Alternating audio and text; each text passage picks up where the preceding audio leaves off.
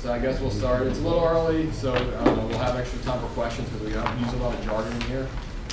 So basically, T-5401, I'm Damien, this is David. I'm not on the team anymore, but I came back to help out everyone.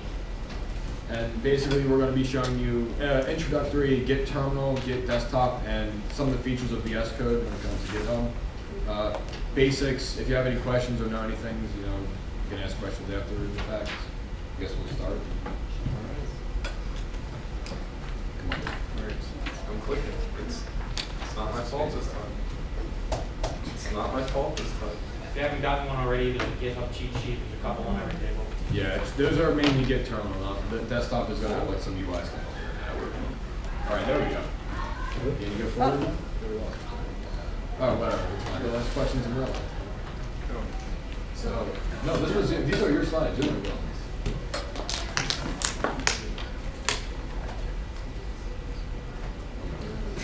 Oh wait, I broke stuff. Hey. Yeah, there we go. What is Git? Git is a free version control system written by Linus Torvalds, creator of the Linux kernel, powers most of our internet.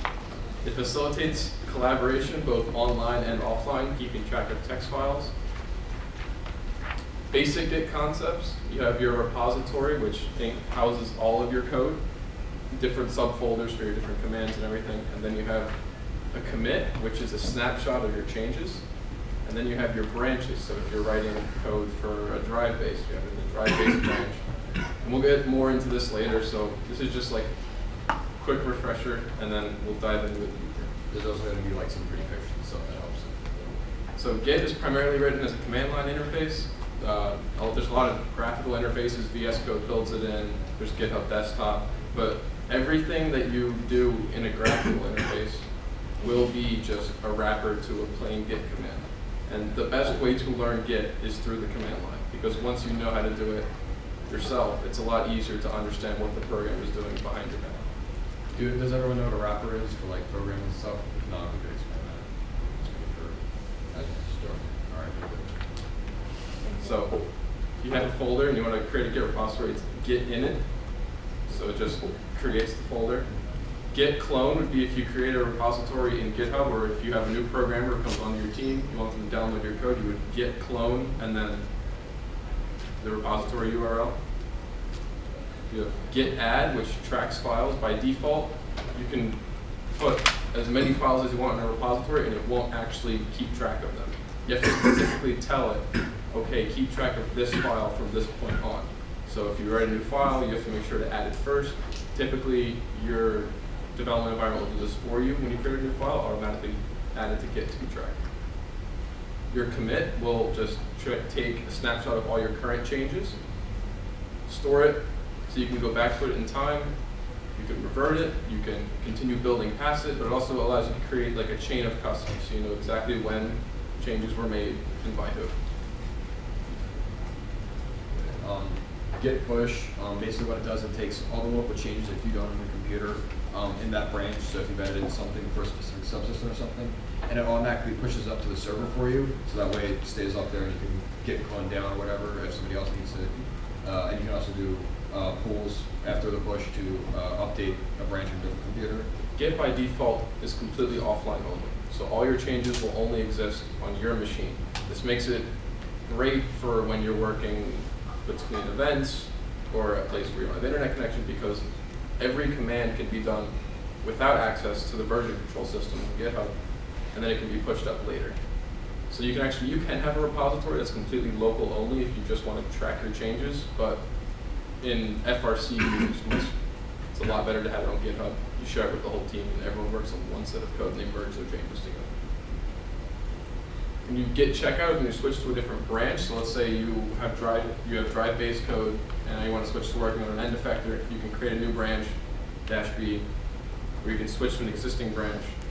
And branches it keeps your code separate, because you want to, when you're working on one subsystem, you don't want to have changes from another subsystem possibly affect your code and you not know it because someone else is working on it. So by separating everything into different branches, you actually keep your code cleaner, and then you merge it all together.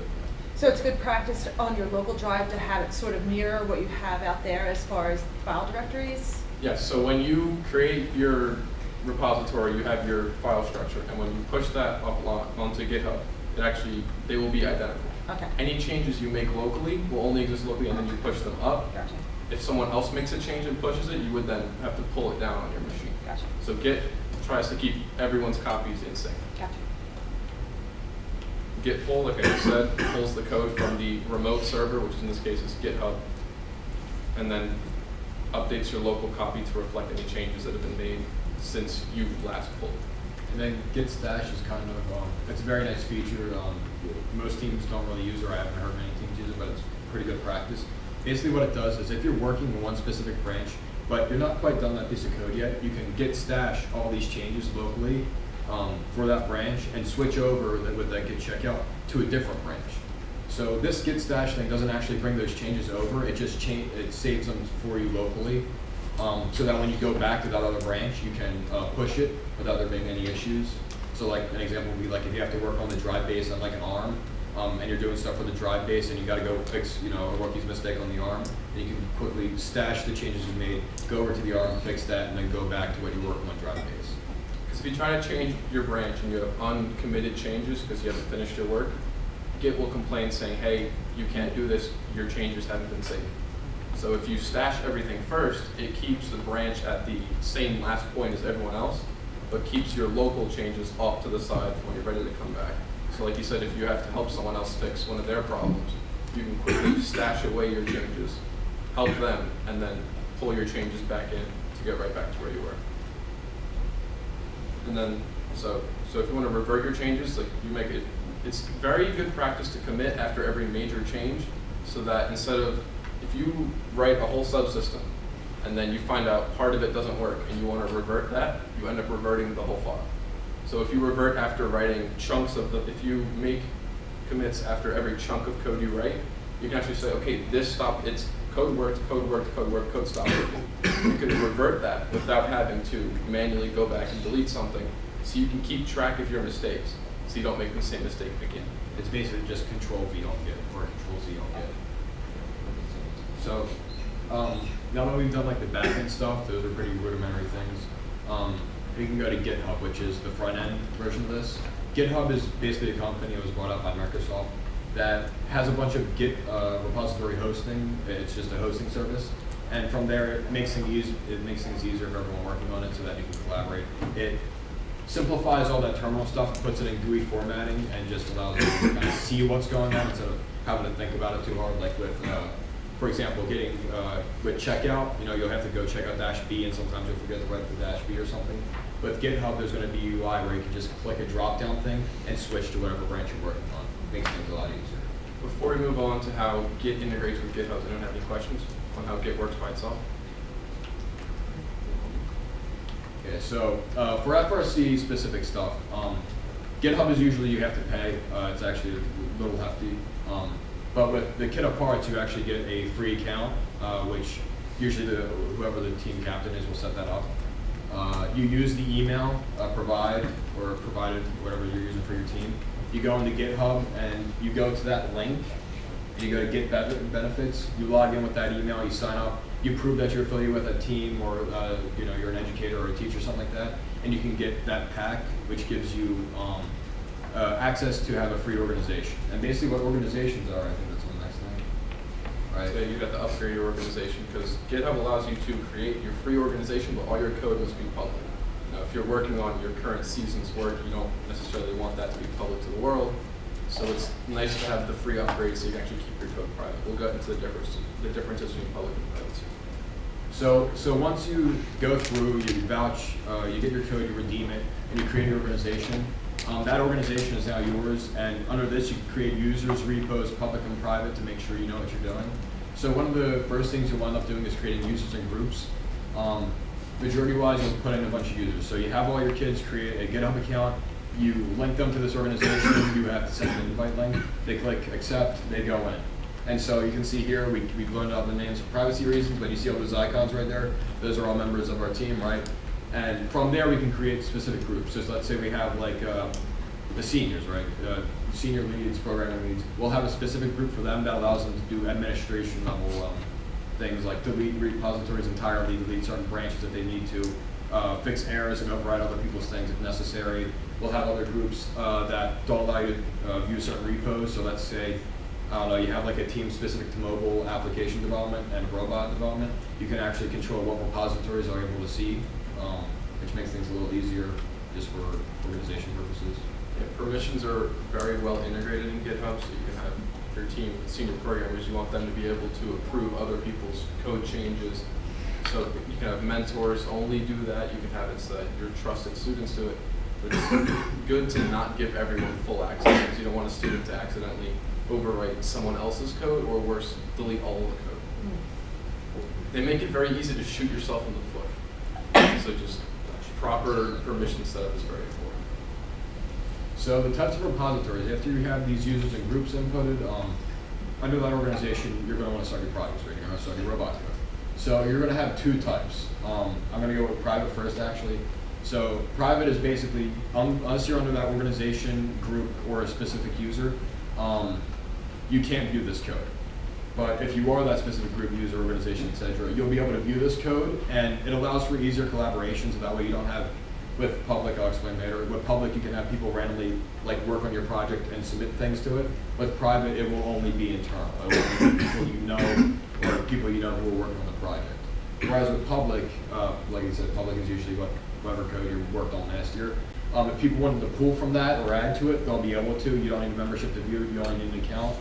And that's a little important footnote up there. And you needed to comply with things first-wise. With first regulations, you have to release your robot code in a public place where it can be seen. So GitHub's a great way to do that because someone can just go to your team's page and they can see all of your past code. But with your private repositories, once the season's over, you click two buttons and you make it public. It's very easy to switch between the two. It's easier to go from private to public than it is from public to private because if people have submitted work to the repository who aren't a part of the organization and you make it private, their changes are like in limbo because they no longer have access. You make it public but read only? It's if someone were to make changes to your repository, they have to clone it to their own account, make changes, and then submit them. So they can't. And it's so usually you can requests. just You have to you like can just press OK. deny them. Gotcha. Yeah, you can deny changes if you want. It also depends on licenses. It's not technically read only, but like if you for some reason had your code like not probably FRC related, but like personal projects, if you had like it under a specific license where other people can't use it, I don't know how GitHub handles it, but I know that it will state in the license, like in the README or somewhere, that you can't use this code, you can't duplicate it, you can use it maybe for reference. GitHub does not have a way to block a public repository from being cloned. Okay. So people can submit their own changes, but you can just not accept them. Right. Typically people- Public means anybody. So Yeah, anyone can view. So then GitHub decided to take the Git client and write a specific application for them. So it's available for Windows and Mac OS. The Linux users have to use the command line or some other GUI.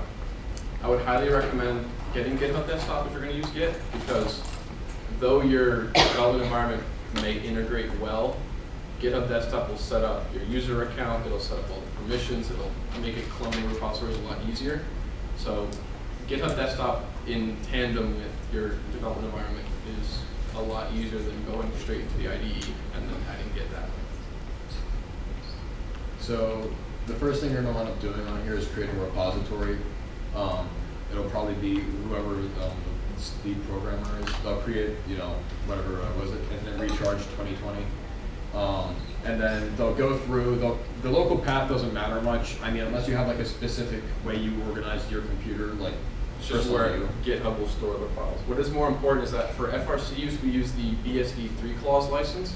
When you create a new project in VS Code, it automatically includes this license. But when you are creating the repository, you just have to specify 3-clause because of the way that the first libraries are licensed in themselves. Yeah, that was the one thing I was talking about with public, where it depends. The license is more of a legal thing. It doesn't stop anyone from doing anything with your code, but if they were to take it and it's not in compliance with the license, again, this is FRC, it's not going to be that serious, but it is something we consider for a different software project. If you're writing your own code you're going to release, you want to very seriously consider what license you release it under, so that other people, when they submit their changes, they're not in violation of the license. So once you've created this repository matrix and compliance and all that, you push it so that you can access it either via another GitHub desktop and or via the just web UI. You usually have you give a description usually to the browser or to the repository. So for example, with infrastructure, it'll be drive base and whatever, right? It'll be whatever description you want. You keep this code private. That's where you actually put it as private. You can also do it. It's a little bit easier in the web UI because right there it just gives you the option private or public. But right here you can do it by clicking that checkbox. And you can select which organization you're working under. So let's say you're part of some programming team at your school and also the robotics team. You can select specifically the organization of the robotics team so you don't screw that up. The only setting here that is binding is the organization. Everything else can be changed after the fact, public, private, name, and description. But changing organizations gets very messy. So don't accidentally create a repository under your own account if it's for the group use. Cloning a repository, if you already have, it's for onboarding a new programmer, you already have your code in GitHub, they would just clone the repository, you give them the URL, you make sure they have permissions, and it downloads to their computer, gets them all up to date. Right. Branches. A branch is a subset of a repository. It contains individual changes for a specific task. So for FRC use, it's very good to, okay, so you have your master branch where you have your perfect robot code. You can download it, put on a RoboRio, and your robot works perfectly. Then you have your branches for your different subsystems. So when you're writing the drive base, you only work in the drive base branch. Then someone else working on an end effector works in the end effector branch. That way you two keep your code separate so you don't introduce issues with each other. Once your individual code works, you then merge it into master so that if there are changes you both made, you have a chance to resolve them, but it keeps your code separate and eliminates potential points of failure. Merging, we'll talk about later, but it's essentially exactly as it sounds. You take one repository, another one, and you just kind of smash them together. What? One branch. One branch, yeah, one branch, another branch, sorry. Another good thing to do is for competitions. When you all know that when you bring your robot back into the pit, sometimes you need to make on-the-fly changes. If you create a new branch for that competition, you can actually keep track of what changes you made in the middle of the pit. And at the end of the event, when you have more time, you can read over your changes and decide if you need to keep them, or if they were just something you temporarily needed, and then the same thing, you merge into master. Usually that can be based off of master. We've had times where it isn't, but good practice makes it so that it comes from master, and then usually you put it back into master after. We'll go over the best practices of how to structure your repository. So next are commits. Basically, you're working in a specific branch, working on a specific subsystem, and you just added in a method to make the arm go up and down. From here, you'll see the changes. So usually it'll be like a .jl in the file right there. And what GitHub Desktop provides for you is somewhere to put a description and a title. So if you know that the only change you made was to make the arm go up and down, you'll write in that top thing where it says changes were made, arm goes up and down, and add a description maybe as to how you did it, who did it, or if there were any errors that you noticed beforehand or afterwards, stuff like that. And these commits basically, like he explained, take a snapshot of your code at that instance, which allows you to revert back. Makes things a lot easier. And with the summary and description, it makes things easier for your teammates so they don't look at this and they're not reading through your code kind of confused because you don't leave comments. It's very easy to just, okay, I'm going to quickly push my code, I'm going to create a commit, and you write something nonsensical in the description. Try to stay away from that because it is very immensely helpful to just go through the list of commits and see exactly what was done. Merged drive base, added PID to drive base, changed arm, angle of attack. It's very good to be able to just go through the list and see where you made a change, because when you screw up and need to change something, you're not going through commits that say, changed a thing, fixed a bug. You want them to be very specific rather than general. Pushing commits, it's just when you create a local account, when you create your local work, you have to push into the cloud. Like we said, Git is designed for local work, and the remotes was more of a secondary feature. So everything after being done needs to be pushed up to the cloud. Another side note with commits is that we used to have a pretty bad practice. You can see up there that somebody named Jax Fire Ruby and those guys. Those guys weren't actually on the team at that point, but we were, well, not when we made those changes. But the issue was we still had their accounts logged in on our account we were using. So one thing you're gonna want to keep track of is that you're actually using your account, so we can, unfortunately, kind of point fingers if anyone screws up immensely or like reverts something they weren't supposed to. It makes things a lot cleaner, and it's not like supposed to be like a scary thing. It's just supposed to be like an accountability thing, and it makes things easier to teach somebody if they mess up. Make sure they actually know what they did. And it's more important to know who did it so that they don't make the same mistake again. If you have an account that's tied to each machine rather than each person, all you know is which computer wrote it, and that doesn't help you teach the person. Okay, you're writing this exact thing wrong every time. Let us teach you so that you don't make the same mistake again, because it's an accountability thing. So, as I said, we've been talking about reverting commits. Basically, it just takes that snapshot and puts it back to where it was before the error. And yeah, these reverts can also be reverted. It's a little bit weird. It's a double negative. So if you revert a revert, it'll just send you back to that snapshot before you ever did a revert. The wording on that is weird. It's probably written better up there. If you undo something, you can undo the undo and go back to the point in time before you undid anything. Yeah. Yeah, double negatives. But you can restore individual files rather than a whole commit. So if you do end up saying, okay, we wrote a bunch of files, realized we didn't commit, you can commit them all. And if you revert, you don't have to send all of them back. You can just change an individual file. So stashing commits, as we talked about with terminal, this it was actually just introduced in like June of this year. They added stashing, which basically it'll kind of automatically do it for you because I've been working on an individual project. I didn't even know this existed yet. So you switch to a branch and it'll automatically show that little thing down there that says stash changes that you clicked on. And you can either discard them or when you go back commit them, it makes things pretty easy and it gives you like an actual visual thing like, hey, everything's been stored rather than a terminal. You don't have to remember to do it. So. Pull requests. So when you're working in different branches and you have your drive, let's say you have your drive base working and you want to push it into master, you create a pull request. So what this does is, like we said, when we have different users, different permissions, it creates a chance for someone to review your code before it gets introduced into your master or perfect robot code. So you could create a pull request, anyone can create one in the organization. Then it sits until someone with high enough privileges approves it. Now when you have a pull request, you will sometimes, if two people edit the same piece of code to make a change that can't be automatically solved, let's say you rename a variable and the other person who was working on the code renamed it to something else. The computer can't automatically figure out which one is correct, so you have to manually solve that yourself. So that's what's known as a merge conflict. So that's what it feeds into next. Basically what will happen is, and that's a little confusing up there, so I'll explain. Basically what happens, as they said, you can change a method, a variable name, something like that, to something that another person also changed. And so it'll have two instances of basically the same code, and it won't know what to do with it. So head is what it pulls down from. Yeah. As you can see here, head, where it says head, is your current local status.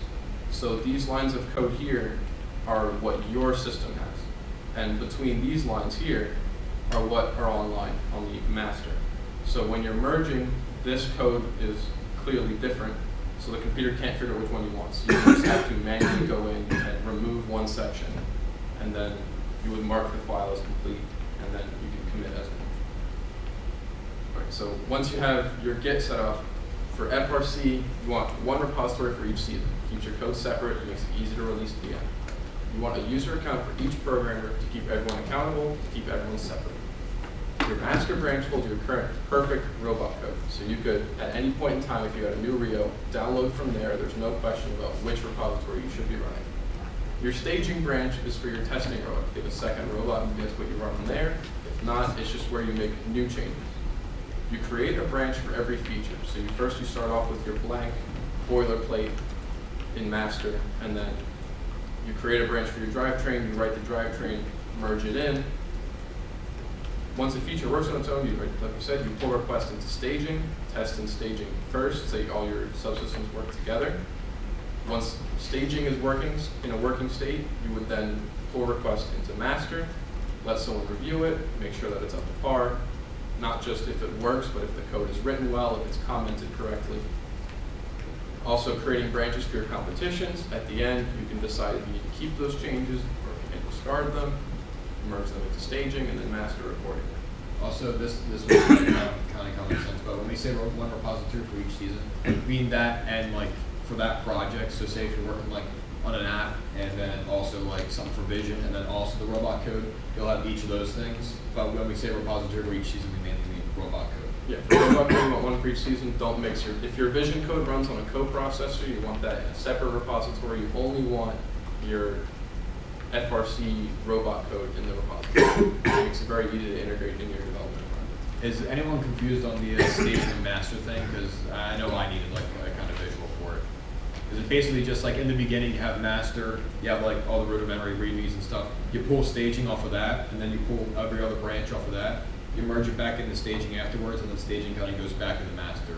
It's like it's just steps so that you don't have test code running on your competition robot. You don't want to go out with code that hasn't been tested as known work.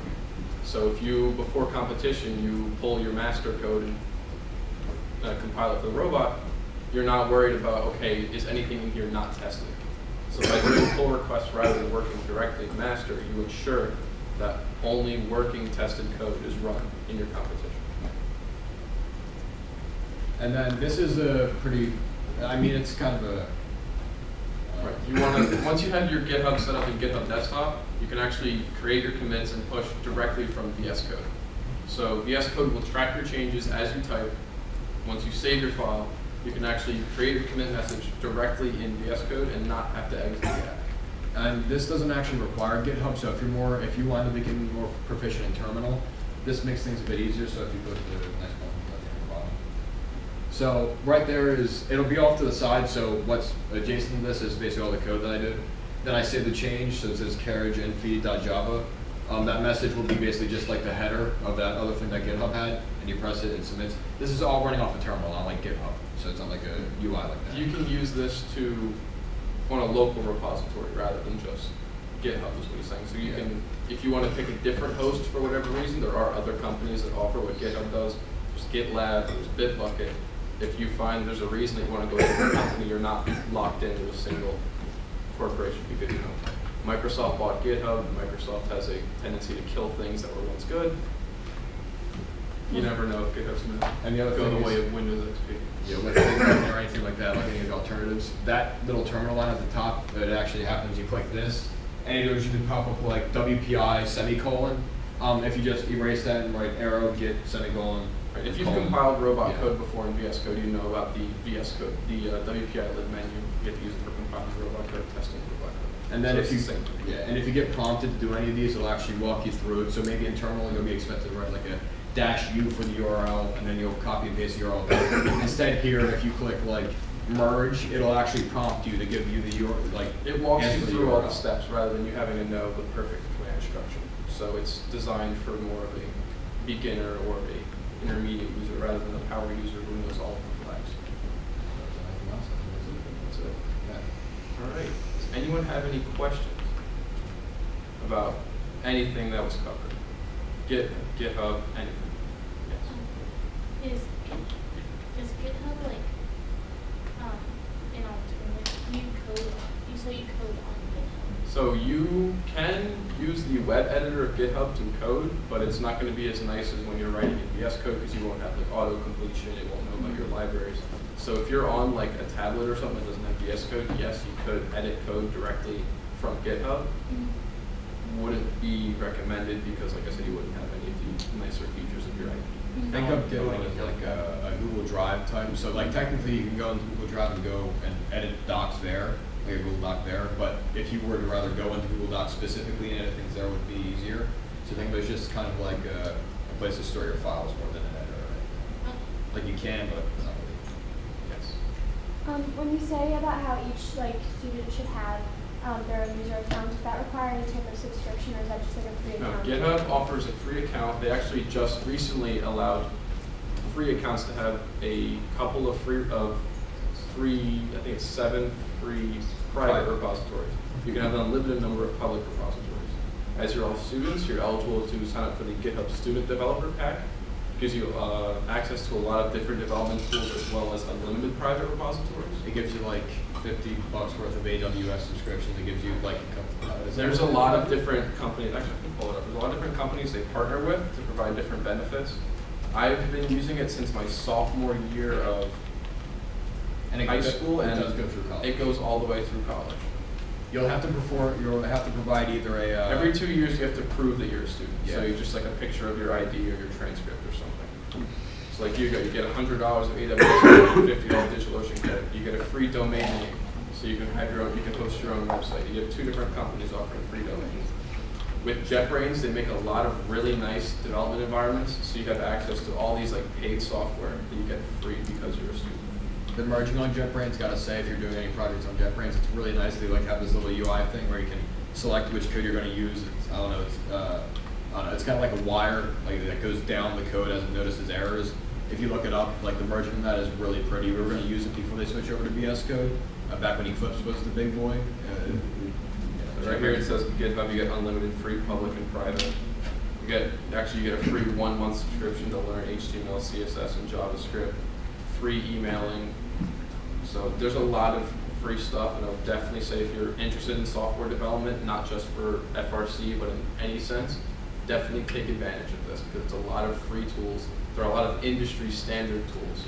Like my professors now that are recommending software that I started learning in high school because of this package. So it really gets your foot in the door when you start doing more serious projects. When you say like you merge branches back into the master, do you have a like you have an example of what that looks like? Because I'm just confused about how I'm just confused as how all the branches come together in your master code and actually like. There's like a network graph on GitHub if you want to see it.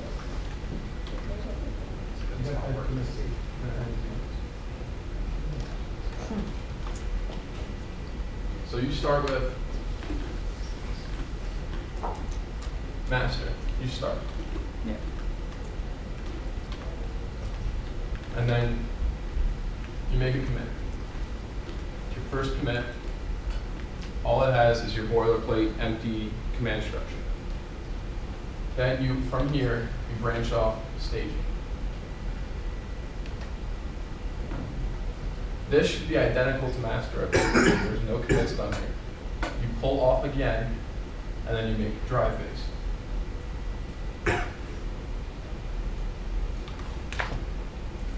Over time, you add commits, you keep testing. Someone else comes in and goes, I'm going to work on the ARM. You guys are working at the same time on different features. Then eventually, you finish. You come up here. All of these commits are all merged into one here. Now let's say you keep working here, and then you finish. It gets pulled up. Well, somewhere in these two, you edited the same file. So now there's a merge conflict. Let's say you just change the name of a variable. Once you solve that, you make another commit. Now staging has all the work done in drive base and in ARM. You go here, you test, you find out, okay, this number isn't correct, wrong port on the row over here or something. Change it again. Once you make sure that all your code is working in staging, you then pull back up to master, someone checks it, and then your code is merged into master when someone confirms it. Does that answer your question? Anyone else? Any other questions? I was gonna say. So all FRC teams can have this if they're starting out. Yes, you can set this up yourself. You can, if you're not FRC affiliated, you can create a public repository. If you get the GitHub student pack, you can create your own private repositories.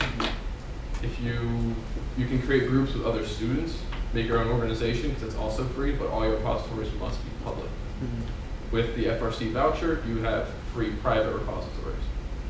So yeah, any team can use this for whatever they want, robot code, other projects. Just to clarify, it needs to be text-based. So if you're a LabVIEW user, is there a solution? Or not, but I don't know. LabVIEW?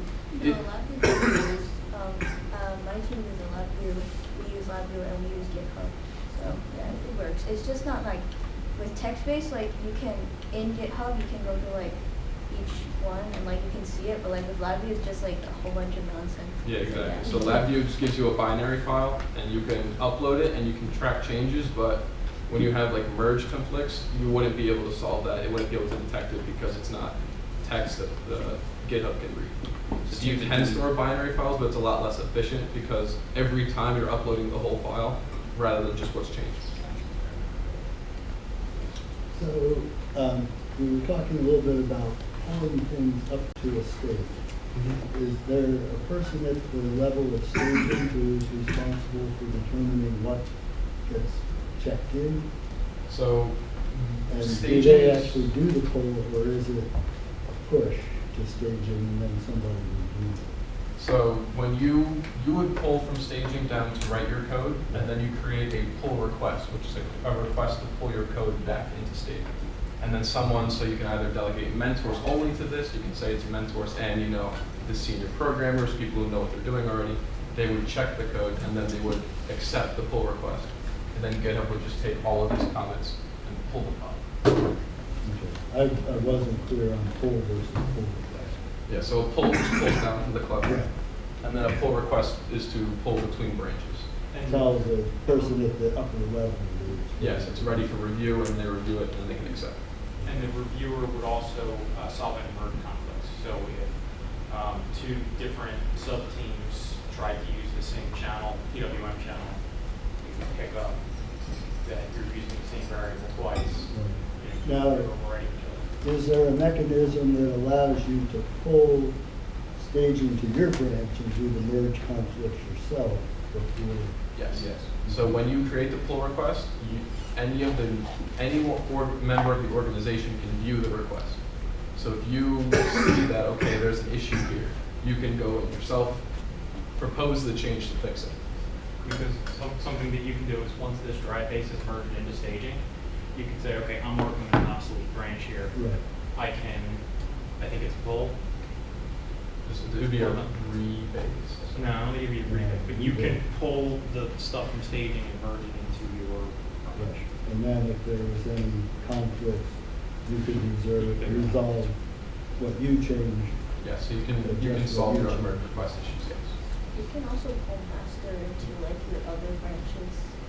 Right, so you can create a branch from any other branch. So if you were starting, let's say you started this after they started drive base, you don't even have to pull from staging, you can pull directly from drive base and continue working. You can pull from whatever branch you want, it doesn't have to be staging or master. It's typically easier if you pull from staging or master because it's one common point that everyone can reference to. I kind of a dumb question. So once you've done all that and you've got your master copy, it's been reviewed, everything's been uploaded to it, everything's been pushed up to committed to the master copy. Then, going to competitions and stuff like that, if you need to like upload code to your robot for whatever reason from your master, because you have to switch like your Rio or something, you have to upload your code again. You just would pull the master individual studios, it would all pop up and you just deploy it like. Yeah, in either VS Code or in GitHub Desktop, you would switch your branch to master, and then all of the files will be changed so that they reflect the copy that's in master. And then you can write your code, you can create another branch for the competition and make your changes, or whatever.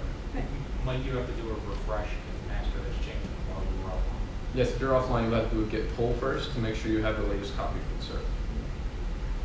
Another added benefit to this is like something it's up to your team if you try to make it that. Like you're up to it's not that.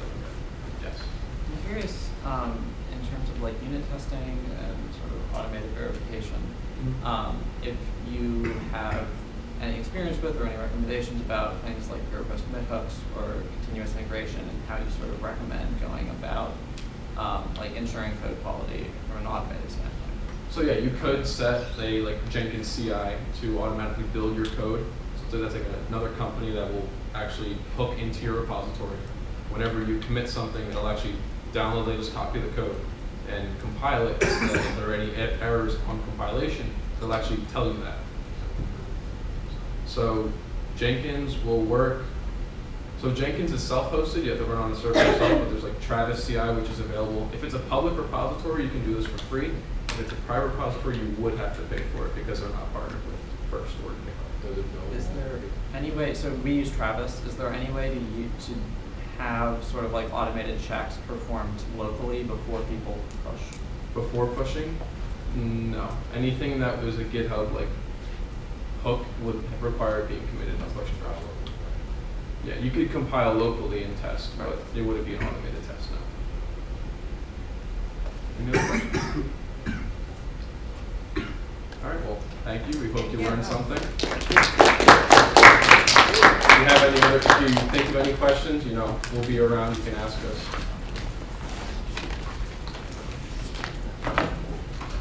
Just as general feedback, did you guys find this was too basic, too advanced, just right? Good. It's our first time doing it, so weren't sure where the mark was.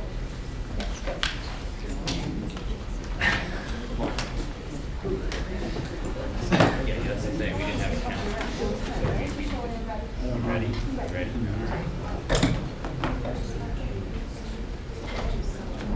Oh, yeah, we can pass on those. I didn't realize that was free. Yo, Kevin, are we gonna go to this PowerPoint? You guys can do it. Yeah. I guess it's not a student. We should stop the recording. But that's it, you get a mark. So, Kevin, We're going to turn off the body cam for the rest of this.